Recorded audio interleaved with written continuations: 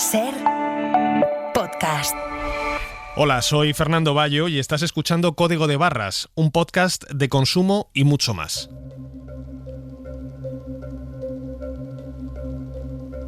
Código de Barras.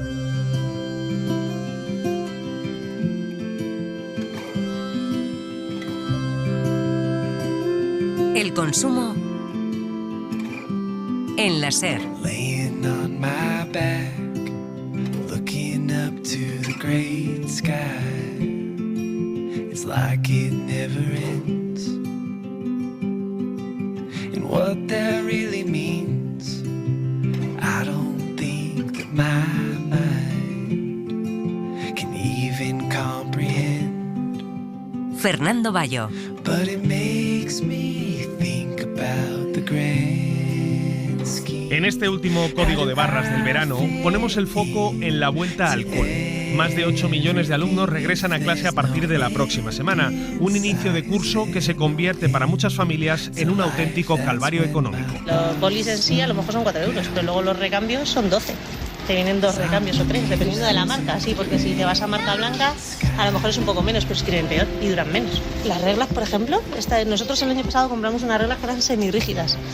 Gomas, sacapuntas... Los hogares españoles gastarán de media este curso unos 2.400 euros por alumno, entre comedor, materiales y libros, sin contar con las extraescolares. ¿Cómo amortiguar este golpe en el bolsillo? Lo principal, planificar y no caer en la tentación de comprar por comprar. Muchas veces tenemos en casa cosas que podemos reutilizar y es muy frecuente que vayamos a comprar un poco a lo loco y sin haber hecho previamente ese recuento de lo que ya tenemos y poder aprovechar y reutilizar cosas, ¿no? No hace falta comprar todo en el mismo sitio, a lo mejor hay ofertas pequeñas en otros sitios y podemos comparar y conseguir una gran diferencia para el bolsillo, ¿no? Y bueno, también fomentar mucho las compras de segunda mano y el intercambio de ya sean uniformes, libros, material escolar. También vamos a reflexionar sobre las propinas. ¿Tienen futuro en un mundo donde cada vez usamos menos el dinero en efectivo? ¿Por qué nos parece bien dejarlas en un restaurante o un bar, pero no en el dentista? ¿Y qué nos dice de un país como España que miles de empleados dependan de esta gratificación arbitraria para llegar a fin de mes? Al final la propina es una especie de sueldo variable que pone todo la pelota en el tejado del trabajador, que tiene que hacer un servicio especialmente bueno para ganarse esa parte de su salario y el empresario se quita un riesgo.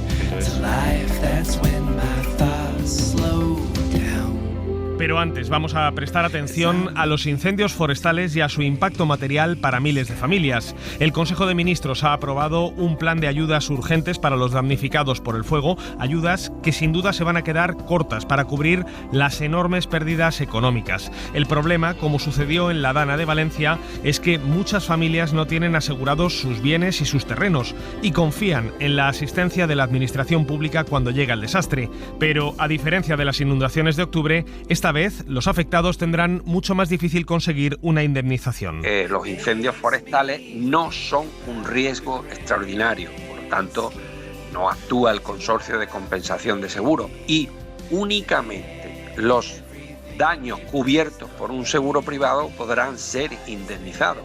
El resto, pues al no estar cubiertos por ese seguro privado, pues no tienen ningún tipo de indemnización. Enseguida vamos a conocer los plazos de reclamación para quienes sí tienen un seguro y vamos a saber qué mecanismos asisten a quienes no cuentan con uno. Esto es Código de Barras. Empezamos.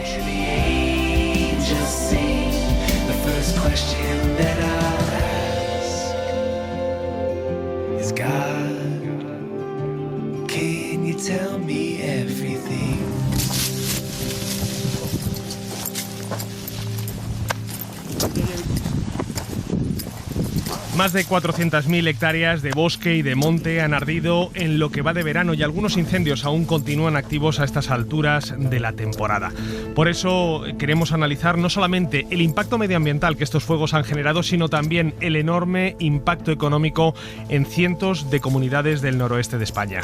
Jefe de Economía de la cadena SER, Jordi Fábrega, ¿qué tal? Muy buenas. Hola, buenas, Fernando. Esta semana el Consejo de Ministros ha dado luz verde a la declaración de zona catastrófica en buena parte de esas áreas. ¿Qué implica esa declaración de zona catastrófica en términos prácticos y económicos para esos municipios? Pues lo que supone esta declaración es que se activa una serie de mecanismos que están establecidos en la ley desde hace muchos años y que permiten dar facilidades y ayudas tanto a los afectados particulares como también a empresas y a municipios. En el caso de los municipios, lo que permite es activar una serie de mecanismos por el que el Estado les puede facilitar el dinero que han tenido que gastar de más para atender a afectados, para dar manutención a los retenes y para contratar a personal al que han tenido que recurrir para hacer frente a los incendios. En el caso de las empresas también se abre la vía a que puedan recuperar parte del lucro cesante y que puedan también tener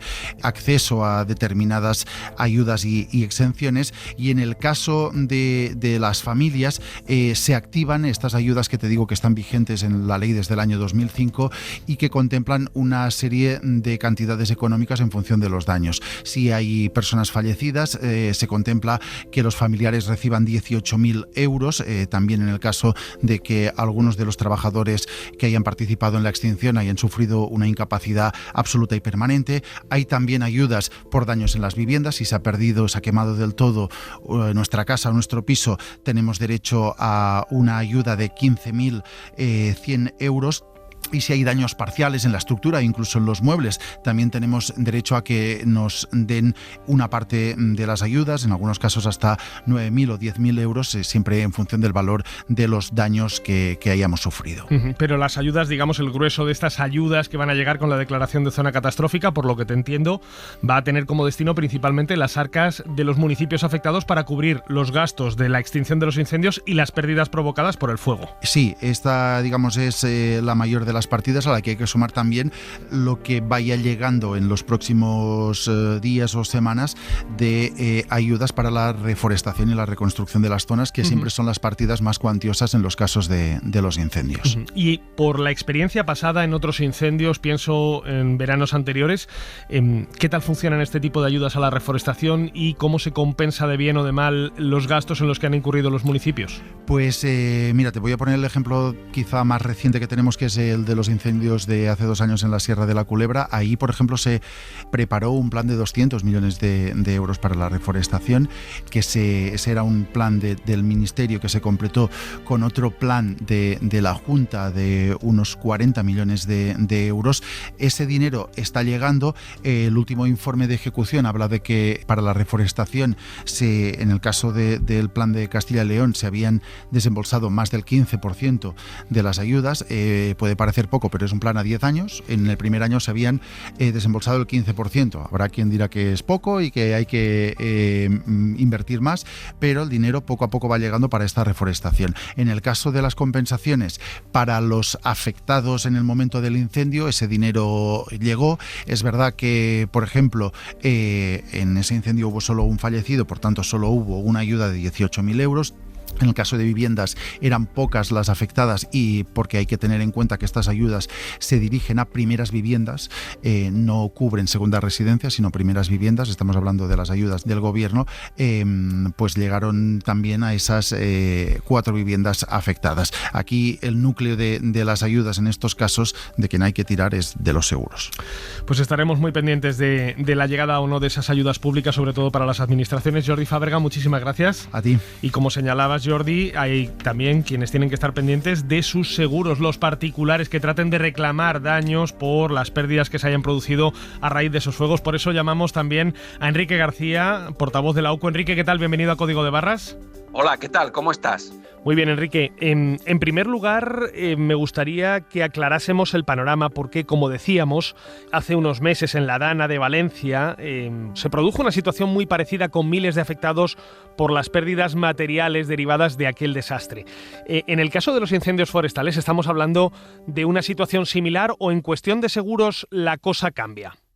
Pues cambia porque los incendios forestales no son un riesgo extraordinario, por lo tanto no actúa el consorcio de compensación de seguro. Y, esto es importante, únicamente los daños cubiertos por un seguro privado podrán ser indemnizados. El resto, pues al no estar cubiertos por ese seguro privado, pues no tienen ningún tipo de indemnización. Solo están a las ayudas que se aprueben por parte de las diferentes administraciones. Es decir, solo si hay ayudas aprobadas y dotadas podrán obtener una compensación. Ujú. Y luego, una vez que se doten, pues tienen que llegar a los afectados. Y lamentablemente, si miramos la experiencia en otras catástrofes naturales similares de este tipo, pues las ayudas llegan muy tarde, no llegan cuando se necesitan, que es ahora, que es para pues empezar de nuevo y reanudar o reparar aquello que se ha visto dañado por el incendio. La Dana es un buen ejemplo de que las ayudas tardan mucho en llegar, tardan en aprobarse y todavía tardan más en llegar. Asumamos que tenemos un seguro del hogar. ¿Cuáles serían los primeros pasos que tendríamos que dar como asegurados para reclamar en caso de que hayamos sufrido algún tipo de daño material en esa vivienda? Lo primero que hay que decir es que el seguro de incendios como tal prácticamente no existe. Está integrado en un seguro de hogar. La mayoría, bueno, por la práctica totalidad, nos atrevemos a decir, tienen esa cobertura de incendio. ¿Esto qué quiere decir? Que la cobertura es muy variable. Hay seguros que tienen poca cobertura, que solo, por ejemplo, cubren el continente, otros que cubren el continente y el contenido, y otros que son más amplios, que cubren incluso los daños ocasionados por la extinción o contemplan pues, el alquiler de una vivienda mientras se restaura. Esa cobertura es variable. Los plazos son los mismos, lo que determina la ley. El plazo para comunicar el siniestro es de 7 días. Las aseguradoras suelen ser flexibles en catástrofes de este tipo, pero al asegurado le interesa comunicarlo cuanto antes.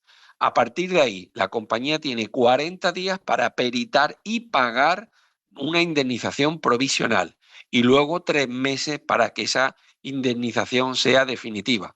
Estos son los plazos legales, que se cumpla a veces pues resulta más complicado, sobre todo en esa primera indemnización y en la indemnización absoluta y final. Decías que muchas pólizas de seguro del hogar incluyen esa cobertura por incendios. Hablamos de incendios normalmente domésticos, pero también incluyen la cobertura por un incendio forestal, es decir, por un factor externo que pueda afectar a la vivienda per se. En las pólizas de seguro los incendios no tienen apellido, se trata de incendios, daños por fuego.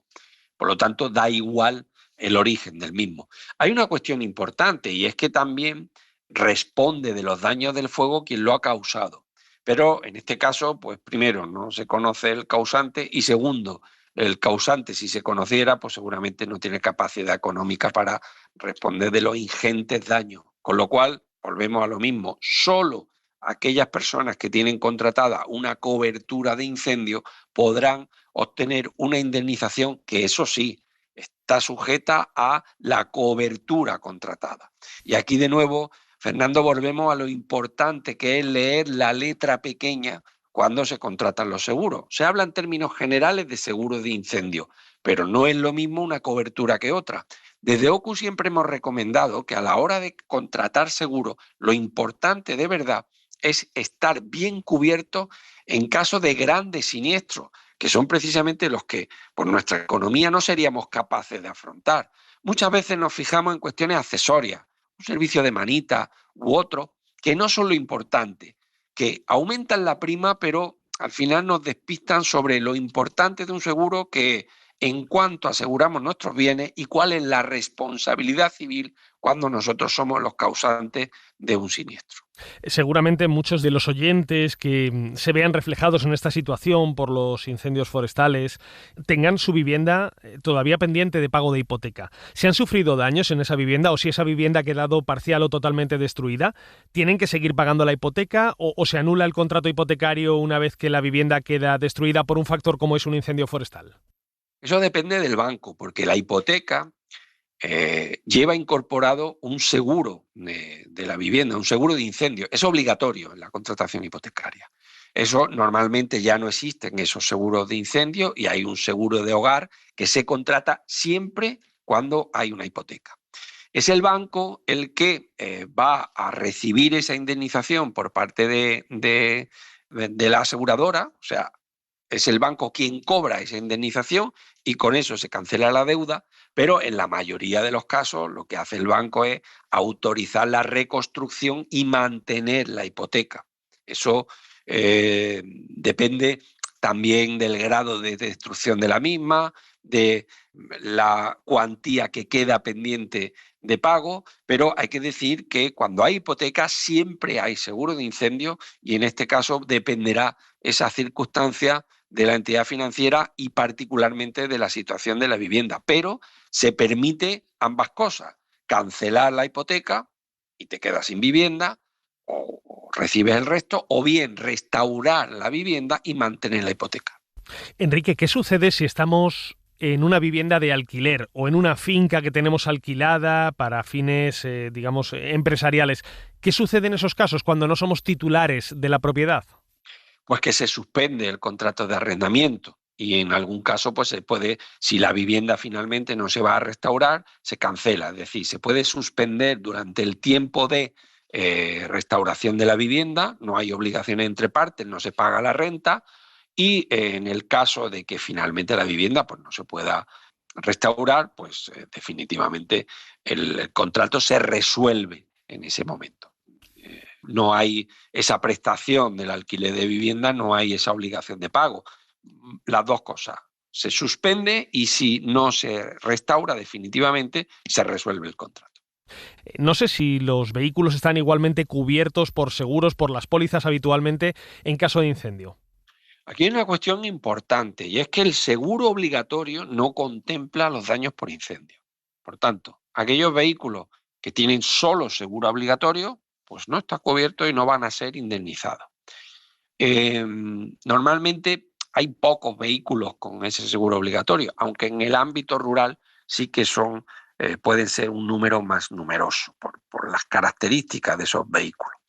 Cuando hay ese normalmente seguro a tercero ampliado que se llama, ya muchas pólizas incorporan esa cobertura de incendio. La mayoría del mercado, son raras las que no lo hagan. Ahora bien, los vehículos afectados sufren lo que se conoce como siniestro total. Y aquí es importante, de nuevo, la cobertura que se tiene contratada. ¿Y cómo se indemnizan esos siniestros totales? En muchos casos es el valor venal y en otros contratos es el valor de reposición. En uno, valor venal más bajo y otro, valor de reposición algo más elevado, que es lo que costaría comprar un vehículo de similares características en el mercado. Y teniendo en cuenta pues, lo que han subido los vehículos en los últimos años de segunda mano, pues seguramente habrá que poner más dinero, como Fernando ocurre prácticamente en todas las indemnizaciones, es decir, que es muy difícil que el seguro cubra el alcance real del perjuicio que hemos sufrido. Todos los afectados van a tener que poner un dinero adicional para recuperar su nivel de vida antes del incendio. Cuando hablo de nivel de vida me refiero a vivienda y sus bienes, ¿no?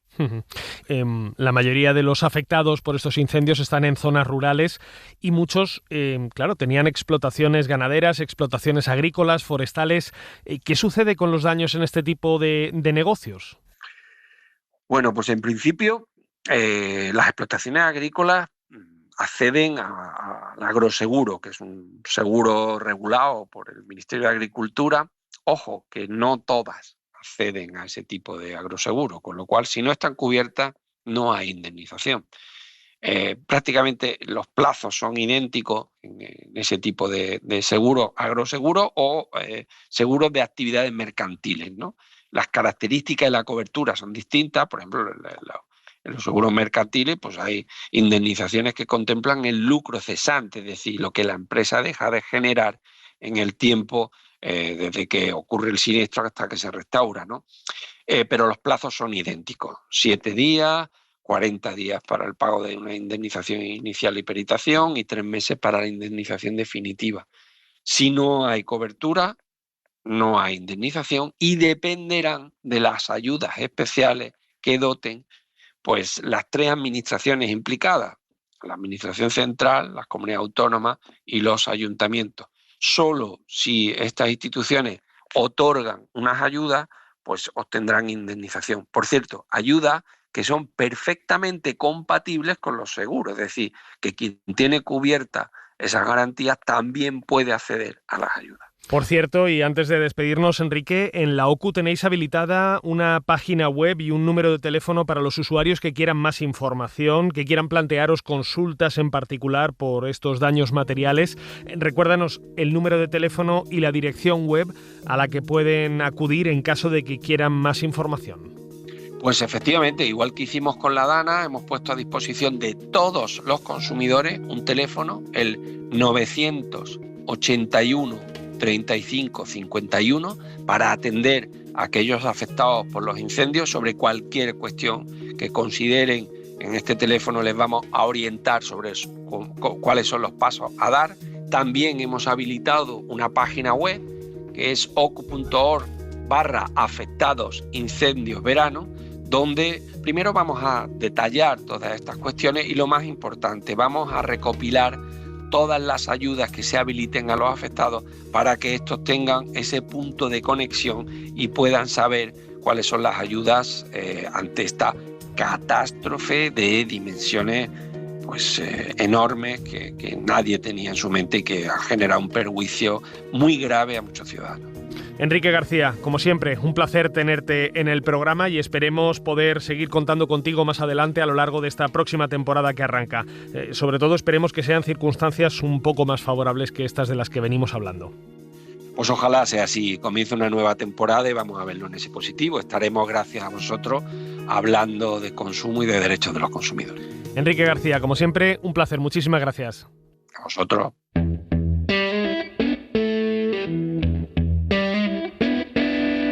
Síguenos en Twitter, en Facebook y en Instagram, @Código de Barras. Y escúchanos siempre que quieras en Ser Podcast y en la web de la Ser. Look out, watch out, make way to the nearest bar. I need the speed, go get me a whiskey jar. Please, Mr. Tapster, give me a bottle. I'm no beggar, just put it on my tab. 'Cause I need help to still the devil in me. Still the devil. Suscríbete a Código de Barras. Todos los episodios y contenidos adicionales en la app de Cadena Ser y en nuestros canales de Apple Podcast, Spotify, iVoox, Google Podcast y YouTube. Escúchanos en directo en la Ser los domingos a las 6 de la mañana. Please, Mr. Tapster, give me a bottle. I'm no beggar, just put it on my tab. Más de 8 millones de alumnos se preparan para volver a clase en colegios e institutos de toda España a lo largo de los próximos días.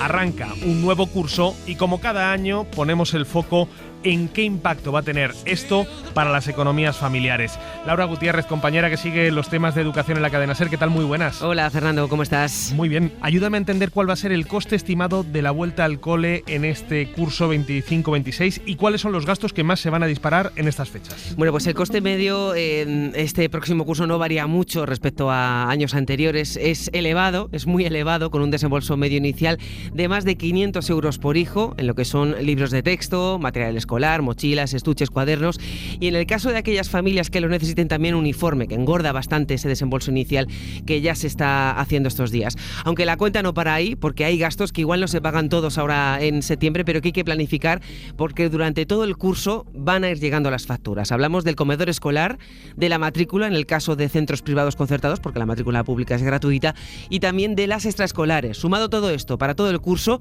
la OCU calcula un desembolso medio por hijo de casi 2.400 euros, con diferencias importantes en función de la tipología del centro.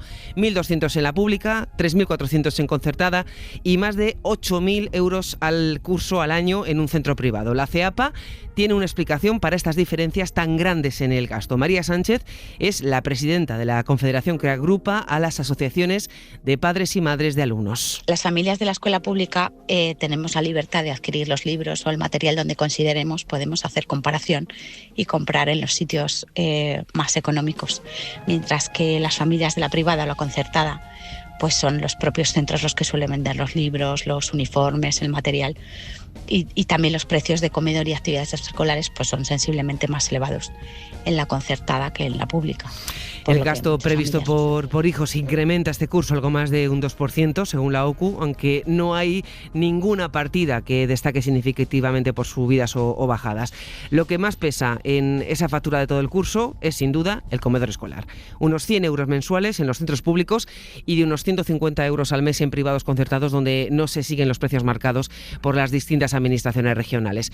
Ojo a la matrícula también en los centros de titularidad privada, casi 1.500 euros en los concertados, casi 6.000 euros en un privado. Otro gasto a medio o largo plazo, el desayuno para las familias que dejen a los hijos en los centros antes del horario lectivo, y las extraescolares, las del cole. Aquí también el coste varía en función de la tipología del colegio, más caras en los privados concertados que en los públicos, y las extraescolares que ya son fuera de los colegios, fuera de los centros, actividades deportivas o de otro tipo, fútbol, baloncesto. Aquí nos ponemos ya entre los 40 o los 50 euros al mes. Evidentemente, al inicio del curso, estas semanas, lo más caro son los libros de texto. El gasto ronda los 200 euros por niño, también con diferencias entre los tipos de centro. En infantil ronda los 150 euros, en primaria 205, 224 euros en secundaria y 253, que es la etapa más cara, en bachillerato. Y Laura, ¿se consolida la tendencia que hemos visto en años anteriores de que cada vez más padres y madres recurren a plataformas de compra-venta para buscar material y uniformes con los que afrontar esta vuelta al cole de una manera más holgada? Se consolida y sigue creciendo, de hecho, el mercado de segunda mano para la vuelta al cole. Wallapop, Mil Anuncios. En julio, el mes pasado,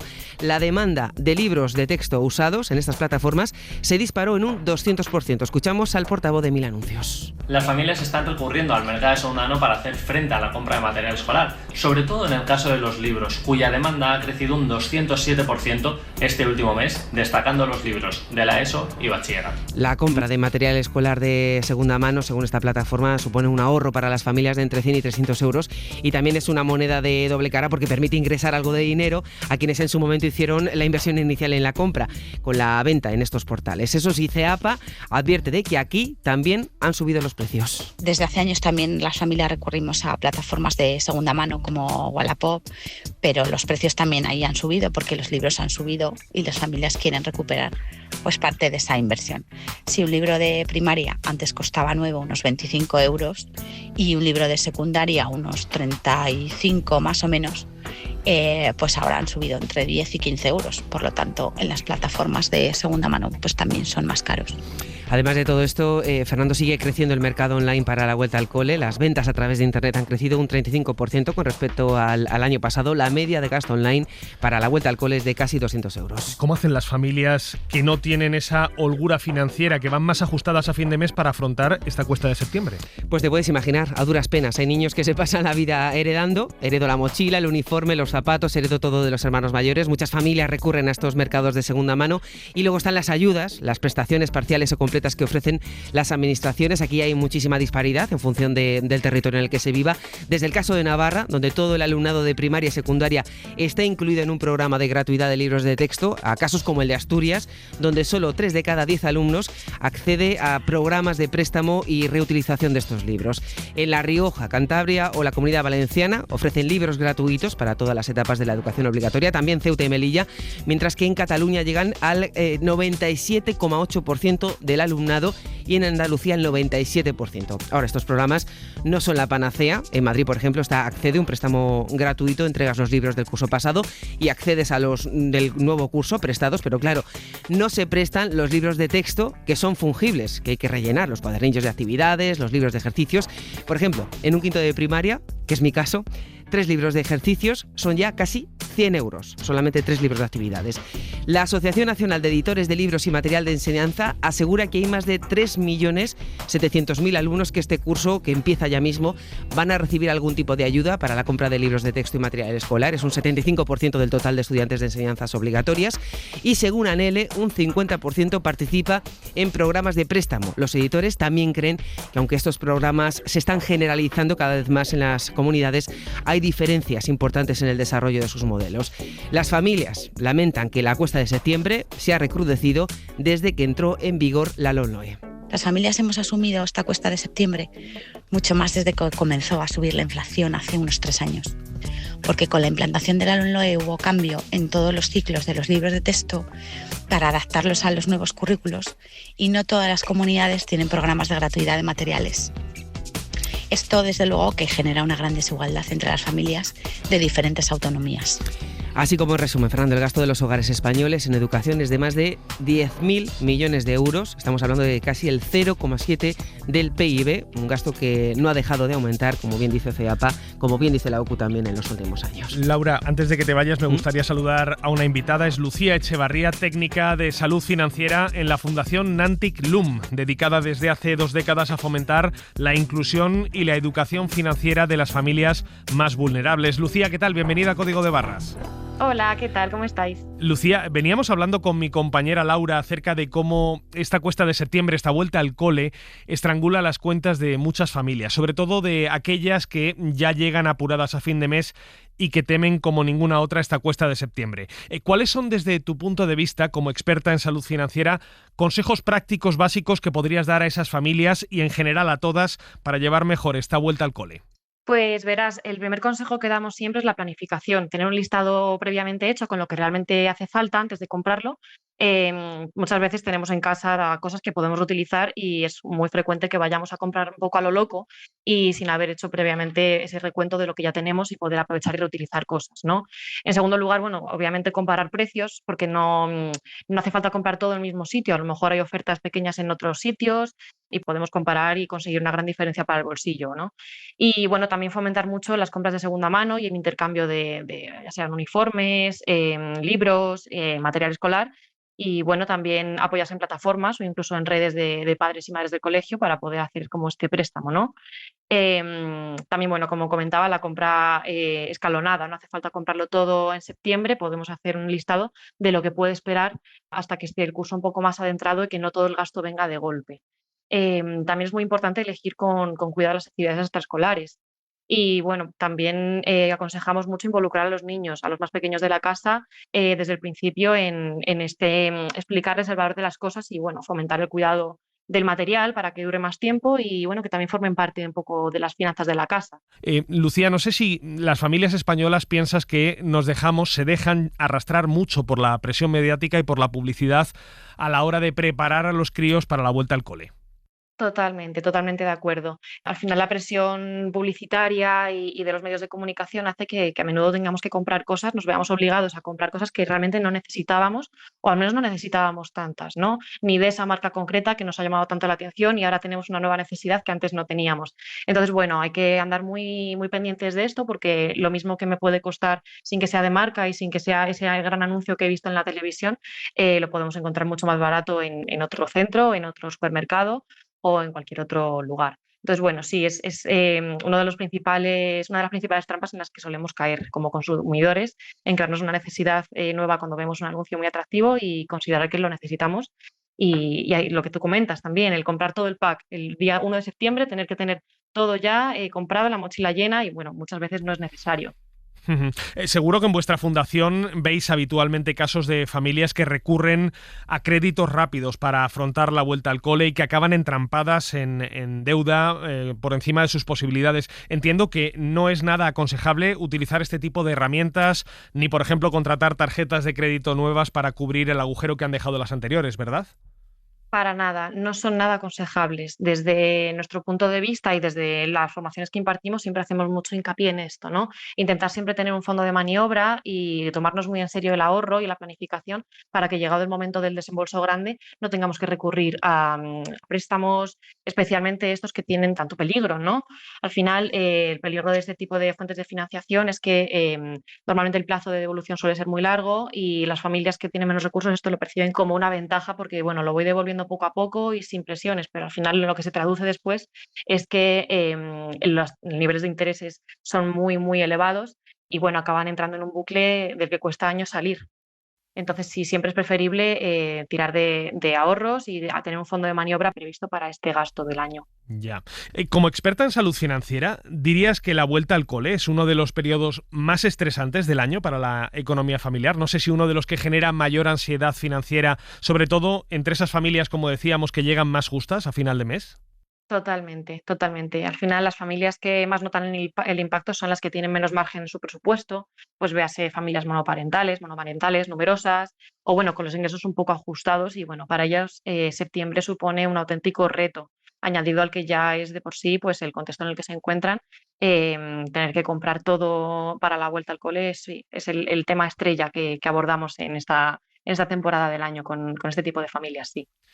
Lucía Echevarría, técnica de salud financiera en la Fundación Nantic Lum. Ha sido un placer hablar hoy contigo en Código de Barras. Muchas gracias por haber pasado por el programa. Igualmente, muchas gracias a vosotros. Laura, escuchándote antes, la verdad es que me he quedado, no sé si asombrado, apabullado por las cifras que dabas, y tú decías además que en tu caso personal tienes 3 niños. Son tres hijos, sí. O sea que el gasto se te multiplica por 3, ¿cómo haces? Sí, yo he tomado buena nota de lo que ha estado contándonos Lucía, pero la verdad es que yo soy de la escuela de los previsores, ¿no? Antes de irme de vacaciones siempre me gusta ya dejar más o menos el pedido de los libros hechos, los libros de texto que van a hacer falta. Nosotros recurrimos aquí en Madrid al programa de préstamo de libros de texto, con lo cual esa factura inicial se rebaja bastante. Luego, material escolar, pues mira, ya tengo a los críos, a las crías. ¿Quiero un estuche nuevo? ¿Quiero una mochila nueva? Bueno, vamos a ver primero cómo están los que tenemos del curso pasado y a partir de ahí decidimos. La verdad es que, bueno, ellos piden, pero claro, tú tienes que en algún momento poner el freno. Me gusta hacerlo con previsión. Y ya te digo, beneficiarme de todos esos préstamos, que yo creo que además es importante que se pueda hacer, y además a los chavales les ayuda a cuidar, ¿no? A cuidar el material escolar, que también es muy importante. Pues Laura Gutiérrez, como siempre, un placer tenerte en el programa. Muchas gracias y suerte con esta vuelta al cole, sí, que no sea muy dura. Gracias, Valle, un beso. A ti. Código de Barras. El consumo con buena música. Oh, I got 15 people wondering how the hell he make it out. Get this bucket of pain. And I got $18 to my motherfucking name. And it's not a life, it's a game. And I'm a 2-ton wrecking ball filled with pain. And I got a lot to say. Oh, and I'm still feeling good from yesterday. So stand up if you're out on the crowd. Get down, make the doctor proud. Stand up if you're out on the crowd. Get down, make the doctor proud. Well, dejar propina en España no es obligatorio, pero sí ha sido una costumbre durante décadas. Una costumbre en bares y restaurantes, en gasolineras, en peluquerías, en locales de estética, y más recientemente también hemos visto emerger la propina digital en plataformas de delivery y de transporte. Soy un poco racanilla. Sí, a veces sí que dejo algo, dejo €1, 20 céntimos. Pues depende, si pago en efectivo, pues lo mejor pues suelto algo. No suelo dejar propina porque considero que ellos ya tienen un sueldo estipulado, que ya lo marca la ley. Tampoco está como muy normalizado en España. Es que como siento que ya tienen un sueldo, es como para quedarles más y ya les están pagando, ¿sabes? Depende, si es muy buena la atención o la comida o todo lo demás, sí, si no, no. A falta de esas cifras oficiales, lo que sí podemos constatar a pie de calle y en los comercios es la caída de los pagos en efectivo, que suelen ir muy vinculados a la propina. Según el Banco de España, menos del 60% de los pagos se realizan hoy con billetes y monedas, mientras que la tarjeta de crédito se usa ya para 1/3 de las operaciones diarias. Eso sin contar los pagos digitales a través de plataformas en nuestros teléfonos móviles. En fin, no sé si llegan a tanto en los países de nuestro entorno, donde la propina también es habitual. Le hemos preguntado a nuestra compañera Lucía Riera en Francia cómo funciona allí esta gratificación, y esto es lo que nos ha contado desde París. La palabra propina en francés, pourboire, significa literalmente para beber. Es como decirle a quien la recibe, tómate algo de mi parte, un agradecimiento por el servicio del camarero, que en Francia es opcional y suele oscilar entre el 5 y el 10% de la cuenta, pero con el uso cada vez más extendido de la tarjeta o el móvil para pagar, es cada vez más inusual que se deje propina. Además, aquí es muy habitual, más que en España, que nos cobren a cada comensal individualmente lo que hemos consumido, y en el caso de los bares, la mayoría de las veces te cobran antes incluso de servirte. Esto dificulta aún más que alguien se anime a redondear el precio con una propina, aunque sí podemos seguir viendo en muchos bares el típico bote en la barra para quien quiera dejar unas monedas. Quizá donde más propinas se dan es en los restaurantes o en los establecimientos más elegantes. Incluso en los supermercados, a la hora de pagar, el datáfono te ofrece redondear el coste de tu compra para hacer un donativo a alguna ONG. En Italia, Joan Solés, ¿existe alguna norma que regule las propinas o también es una práctica que se presta a abusos? Las propinas en Italia, como las lentejas, si quieres las dejas, en el bar, en el restaurante, en el taxi, en la peluquería, es un gesto de aprecio del buen servicio, pero no una obligación. Sí lo es la desfachatez del llamado coperto, la propina forzada de algunos restaurantes que te cobran la amortización de los cubiertos, versión moderna de una práctica medieval que consistía en poner utensilios a disposición de los caballeros para que pudieran consumir sus propios alimentos sentados en una mesa, pagando eso, il coperto. Dejar propina en Italia en efectivo, o si no hay otro remedio, con cargo a la tarjeta bancaria, es un gesto de cortesía, pero si el trato recibido deja mucho que desear, por favor, ni un céntimo. Ni un céntimo, dice Joan. En fin, seguro que a muchos clientes les provoca un pellizco de culpabilidad no dejar ni una moneda al terminar la comida. En Portugal, la hostelería, Brais Suárez, funciona igual que aquí en España. En Portugal la costumbre no difiere mucho a la española, no se exige nada y si el servicio es bueno y la cuenta elevada, los clientes tienden a dejar algo. Un reciente estudio de consumo lo estimaba en un 5% o en general en un redondeo ligeramente hacia arriba con el cambio. Desde luego sí se nota el fuerte aumento de turismo desde países de alto poder adquisitivo como Estados Unidos, porque esto está elevando los precios de los restaurantes y también ha hecho que muchos se hayan acostumbrado a las propinas. Algunos de hecho empiezan a pedirlas, como recoge un periódico, a través de coacción directa o indirecta, es decir, sugieren una cantidad exacta. La Asociación del Consumidor dice que la propina jamás podrá ser impuesta por el establecimiento en Portugal, pero sí hay restaurantes que hacen una pequeña trampa. Incluyen en la lista de precios en la carta un porcentaje extra por cada comensal, una especie de tasa de servicio, algo que ha escamado a los sindicatos porque esta forma de propina oficial pasa a estar gestionada por el restaurante y no repercute de la misma manera en el sueldo mensual de los camareros. La solución que se reclama es obvia, menos propina y mejores sueldos. Una tasa de servicio por comensal, vamos, una propina obligada y que encima no llega al bolsillo de quienes dan la cara frente al cliente. Fuera de Europa, la propina se toma muy en serio. Bueno, a ver si me aclaro, ¿tú nunca dejas propina? Bueno, no doy propina solo por costumbre. Solo la doy cuando alguien la merece porque realmente se ha esforzado, pero dar propinas porque sí, de forma automática, es una mierda. Al fin y al cabo, solo hacen su trabajo. La chica fue amable. Se portó bien, pero no fue nada especial. Escuchábamos esa escena de la película Reservoir Dogs en la que el señor Rosa, Steve Buscemi, se negaba a dejar propina por defecto a las camareras, algo que en Estados Unidos es mucho más que una costumbre, es casi una obligación, y no dejarla o ser demasiado rácano puede considerarse una falta de respeto y acarrear una bronca tremenda con el camarero de turno.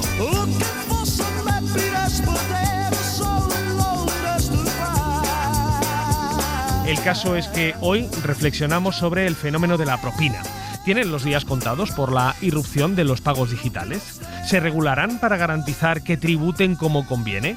¿Y qué implicaciones económicas y sociales tiene que tantos trabajadores en España dependan de ese dinero extra para llegar a fin de mes? Nuestra compañera Sonia Ballesteros ha hablado con uno de los mayores expertos en la materia sobre todas estas cuestiones. Miguel Almunia es profesor de Economía en CUNEF Universidad, doctor por Berkeley, máster por Harvard. Ha obtenido una beca Leonardo de la Fundación BBVA con el proyecto Rebaja Temporal del IVA sobre alimentos básicos. Y aunque ese del IVA es un tema muy interesante, hoy hablamos de propina.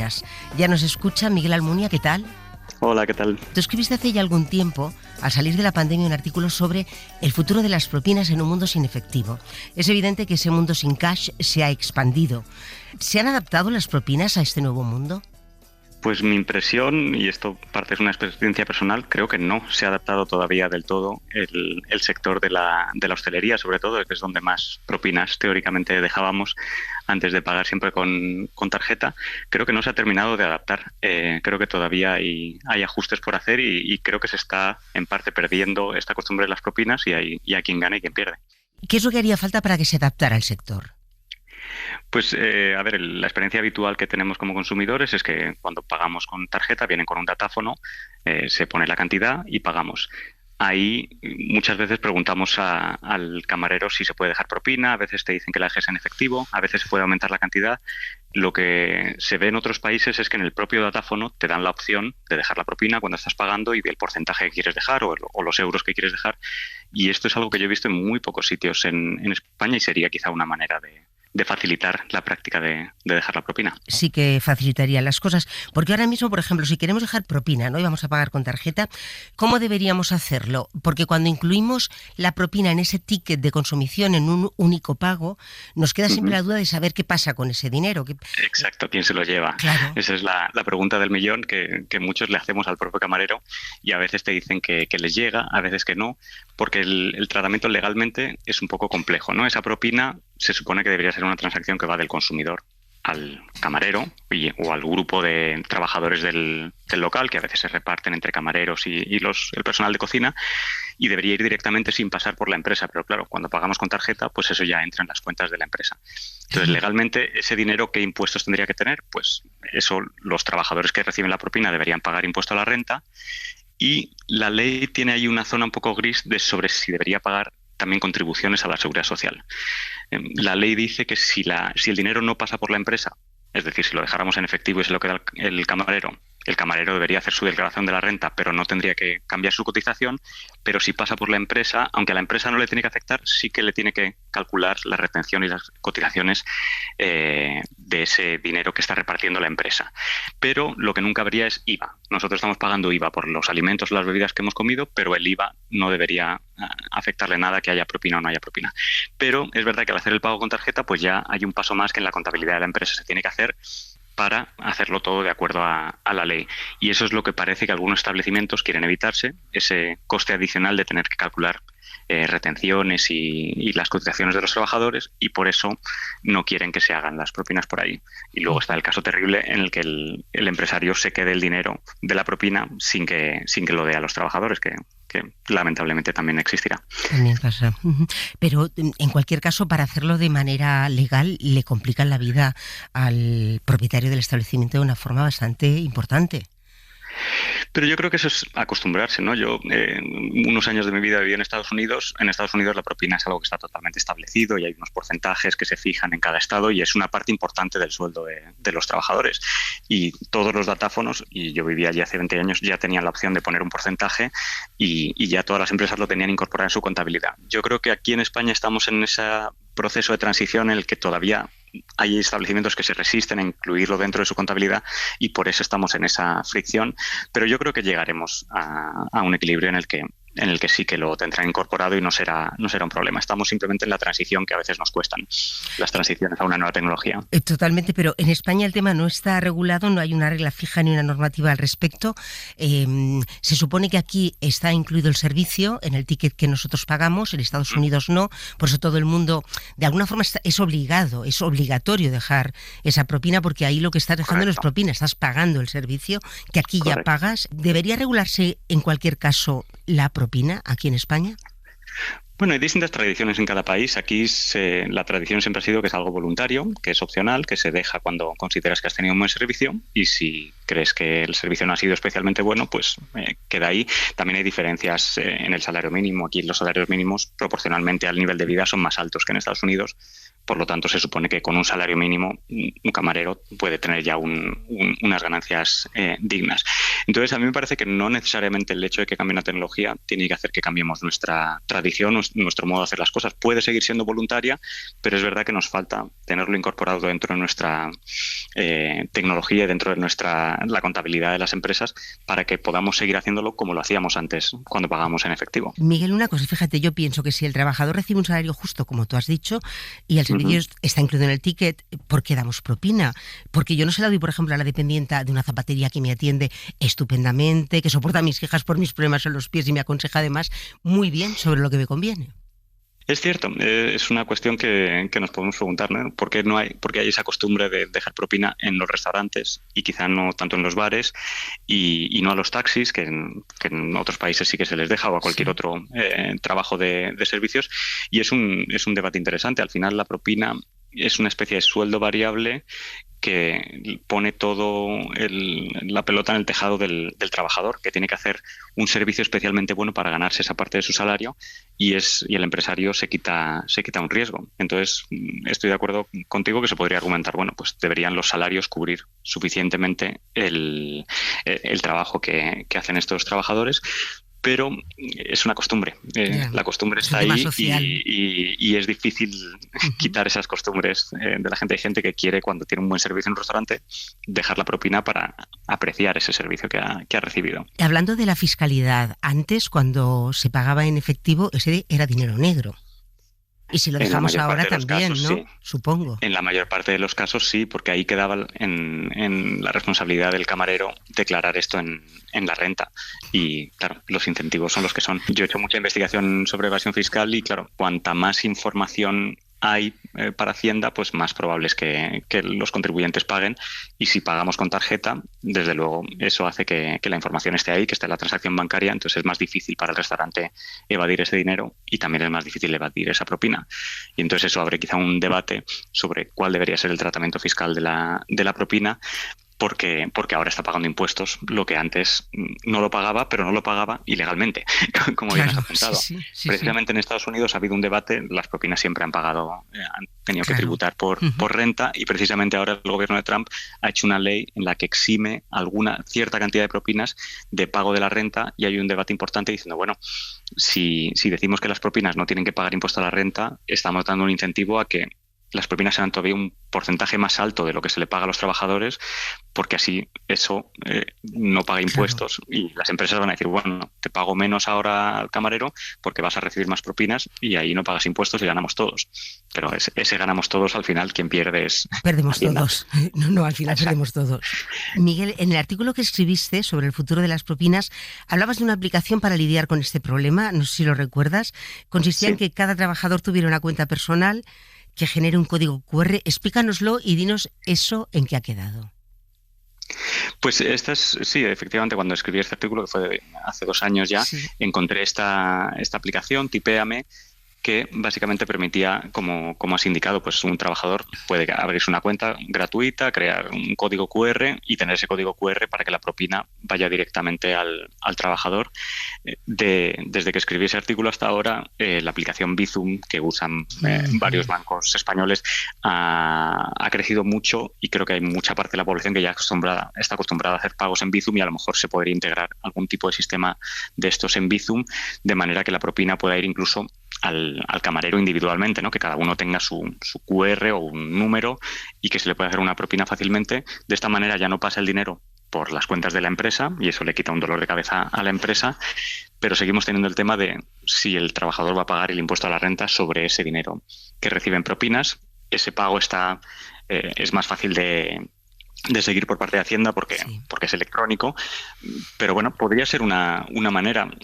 Yo sé que esta aplicación sigue existiendo, pero no me la he encontrado nunca en un restaurante, con lo cual no sé si su extensión en el mercado ha sido muy, muy amplia. Me da la sensación de que la expansión de medios de pago como Bizum podría tener una aplicación en este ámbito, aunque tampoco lo he visto. Fíjate que era lo siguiente que yo te quería comentar, era eso, si Bizum podía ser una buena vía para el pago de propinas, porque yo lo he visto incluso en músicos callejeros.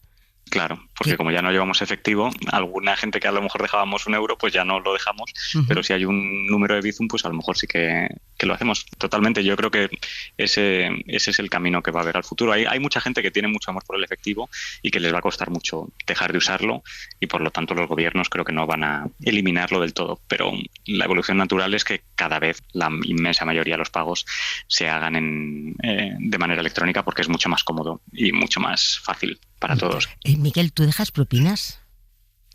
Yo dejo propinas, no siempre, pero sí, voy a un restaurante y me gusta el servicio, sí me gusta dejar una propina. Y además tengo un poco la costumbre de Estados Unidos, que como dejaba una propina tan grande, porque era la costumbre, pues ya se me quedó y se me hace raro llegar a un sitio y no dejar. Miguel, pero siempre les pregunto a los camareros si les va a ir a ellos, porque lo que no suelo llevar es efectivo. Siempre les pregunto si les va a ir a ellos, y alguna vez que me dicen no nos llega a nosotros, entonces no la dejo. Miguel Almunia, muchísimas gracias por haber estado este rato con nosotros en Código de Barras. Gracias a vosotros. Código de Barras. El consumo en la SER. Nos vamos ya. En la producción esta semana se ha estrenado Sandra Mena, en la técnica nuestro compañero David Nieto y en el diseño sonoro, ya de regreso de vacaciones, Marcos Granado. El próximo domingo arrancamos la 6ª temporada de Código de Barras. Ya saben que pueden recuperar siempre todos nuestros episodios en Ser Podcast y seguirnos en las principales plataformas de audio y a través de nuestros perfiles en redes como Spotify, donde tienen actualizada toda la música del programa. Nos volvemos a escuchar el próximo domingo. Hasta entonces, como siempre, feliz semana y recuerden, consuman con cabeza. Fernando Bayo.